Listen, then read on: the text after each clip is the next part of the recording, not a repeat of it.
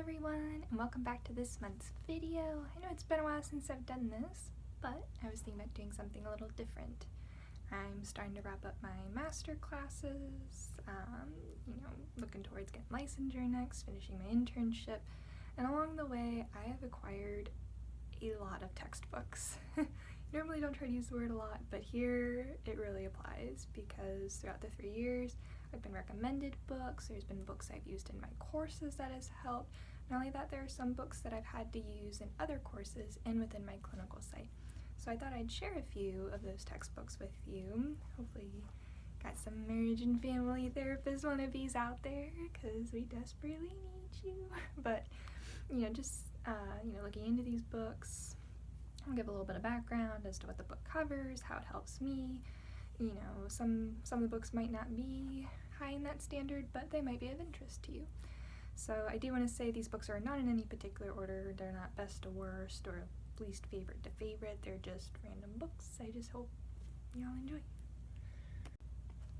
Alright, so book number 1, we have Mastering Competencies in Family Therapy, A Practical Approach to Theories and Clinical Case Documentation by Diane Gehart.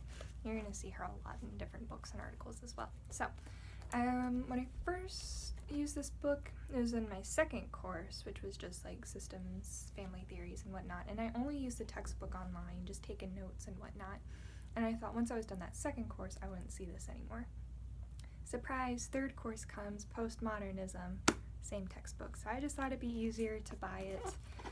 So inside, as you can see, I'm the queen of sticky notes and tabs, always appreciated. There's going to be, the different family systems theory, structural, intergenerational, experiential. There's going to be the postmodern ones, narrative, collaborative, and, it goes through, I prefer, the in the nutshell pieces. I just like how it's very brief, this is what it does, this is the goal, and this is how you know the family's ready to rock and roll out of family therapy. So, really appreciate that. There's also, in the back, there's some treatment plans, there's some, sample assessments you can, copy and use, so those are really helpful. So this is definitely going to be on the top of your list that you'll need when you're studying marriage and family therapy. Alrighty, so this book, Essential Assessment Skills for Couple and Family Therapist by Willaims et al. This is a really good guide on how to do, couples assessments, family assessments, even with initial intakes, questions you might want to address. There's different chapters for just the overall well-being. There's chapters on, psychopathology, addictions, suicidal clients and whatnot, so, and then, more specific to, couples therapy, there's different tables and charts. I've highlighted so much stuff. This is where I get one of the acronyms called, SIEGE CAPS, and so this is what I use. It's it covers, sleeping, eating, motor, concentration, that sort of thing. It goes down the list, and that's what I use for my initial intake. So, and I really like this book because sometimes the chapters will start out this is what you have to do, you have to deal with this heavy topic, but it's okay because we're going to guide you through what to say and what to do and how to assess clients so they feel comfortable with starting in therapy. So, highly recommend this book. This book, Family Assessment, Contemporary and Cutting Edge Strategies, 2nd edition, edited by Sperry. This book not so much as the first assessment book. I mean, this has, a good guide. I think I've only used 2 chapters in this book, and as you can see, it's a pretty meaty book. There's a lot of these scales, so you'll see adolescent dissociative experiences scale, and then the childhood trust events survey. I'm sure, I believe what you do is you find something, if the title stands out for you, and then you have to go online and try to look up these scales, which sometimes those come with a price. So I much rather prefer, the other one had, just very basic, this is what you do, this is how you use it. Not really for free because I had to buy that book, but, instead of doing more research. Like, don't get this book. Not unless you want to. Okay. So as I said before, I'm going to be specializing with children and adolescents. So I recommend 2 different books. This first one, we have Rasing an Emotionally Intelligent Child, The Heart of Parenting, by John Gottman with Joan Declaire. This book covers the 5 steps of how to emotionally coach a parent. So you're teaching them these skills on how to raise a child that's emotionally independent. They're able to express their needs and whatnot. They have different topics as well, such as divorce, what happens when a father lives away from the child, and then how to continue that, because some might know, Erik Erikson, the stages of development as a child reaches a new developmental stone. There's going to be some changes in thinking and all this other stuff, so having this book really comes in handy. And then for my second book is mostly with adolescents, and this book, so Working with Adolescents, A Guide for Practitioners by Julie Ann Lazar and Nicotera. I use this quite a bit for my adolescence courses. So it covers, covers the fact adolescents are sometimes very hard to deal with. Fortunately, I've been blessed in my clinical experience to have great adolescents that want to talk to me, which is fantastic. So, and I feel like this book really helped me because, it covers different topics. So these blue, your book won't come with the blue tabs, but mine does, because I put them in there. So it covers family, it covers school, it covers neighborhood, and it covers social media. And I feel like going through, not everything in one session, but just 2 or 3 sessions at a time. Okay, let's talk about family, let's make a genogram, let's see who's your closest family member, who gives you the most problems. Sometimes if they don't want to talk, there's drawing, sometimes I use animals. I'm like, if you could make your family member an animal, if they were to represent an animal, what kind of animal would they be? And I feel like that kind of helps too.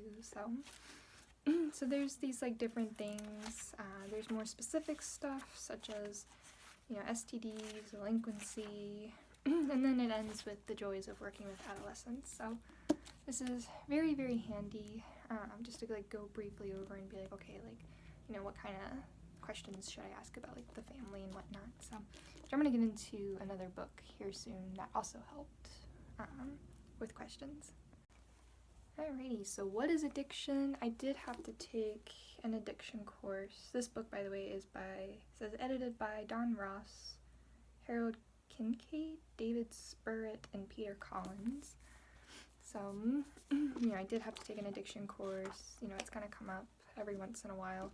However, I think this book is just way too much for me. I've only used 1 to 3 chapters, something like that. And so, I just really, it goes into the biological components, it goes into how to deal with family cases, and that's really what I need. I just need family and substance abuse. So with addiction, seems to help. During my culture and diversity course, I was really interested in learning more about individuals who identify as transgender, just because, there's been a recent increase in that. So I wanted to be more gender non-conforming. I wanted to figure out how can I work with the family and all this. So my professor recommended me this book, A Clinician's Guide to Gender Affirming Care, Working with Transgender and Gender Non-Conforming Clients by Chang et al. So, this book has a lot of great stuff, a lot of good charts, what kind of words to use, what kind of phrases are not okay, how to make parents a little bit more accepting, because that's really what they need, is acceptance and support with this decision. However, there is a brief moment of just that grieving and loss period, so try to structure the sessions, 2 or 3 of those, talking about that, what does it mean, how do you process before, how do you come to terms, how do you accept. So there's a lot more than that, but don't want to get too much into detail. Maybe that'll be a whole separate video. But for now, so the book addresses safety concerns, because there is a lot of those. What the clinician's role is, that's super duper important, especially individually, family, I'm just flipping through. And they also give a lot of good resources as well, like a lot of good websites, foundations, organizations that I took a look at, like a couple websites, and then like got on like the email listings so I can like get caught up. So definitely have this in your back pocket because you never know when this may happen. So most of the clients I've had within this like past year or so have been like anxiety and depression related. So I found this book on Thriftworks, which is a great website, by the way, to get textbooks. So the Anxiety and Phobia Workbook 6th edition by Edmund J. Bourne.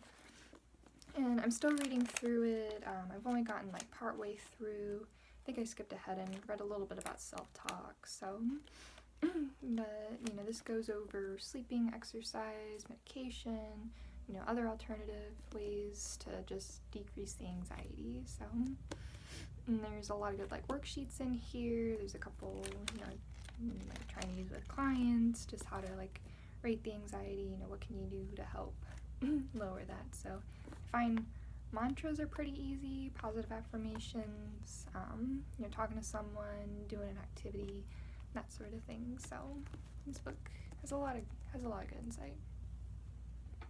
Recommended perhaps becoming a bit more solution focused. So 1001 ways, or 1001 solution focused question by Frederick Bannock. So this one has, the foundation of solution focused therapy, how it comes into play. There's different types of clients you gotta look for. And then it goes into a lot of different questions. This is where I got the animal question. This is where, scaling questions, how to make them a bit better. Clients that are in like a visitor relationship versus compliant, what kind of questions to use. So it does come in handy. It might seem a little overwhelming, like I can memorize 1,000 questions, but as long as you look over, that's not even all of them. I have a couple more books upstairs, like I said, for the SFNT books upstairs. I have like a ton of articles, a ton of worksheets from Therapist Aid. That's also another really good website, by the way, to use with like clients and all that. So, but yeah, hopefully it makes sense. I'm going to be keeping these books for a really, really long time, I'm sure. And I'm sure most of them is going to help me, with finishing clinical, going to my national exam, getting licensure, and then finally becoming a fully licensed therapist and seeing clients. Yay. But yes, so let me know what you thought of this video. If anything stood out to you or a specific book of interest, let me know. But otherwise, hope you all are staying safe. Wearing your mask if you need to or want to, drinking your water, taking your meds, eat a snack, call a loved one, hug a cat or dog, iguana, guinea pig, whatever kind of pet you have. And as always, be kind to others and be kind to yourself. Bye!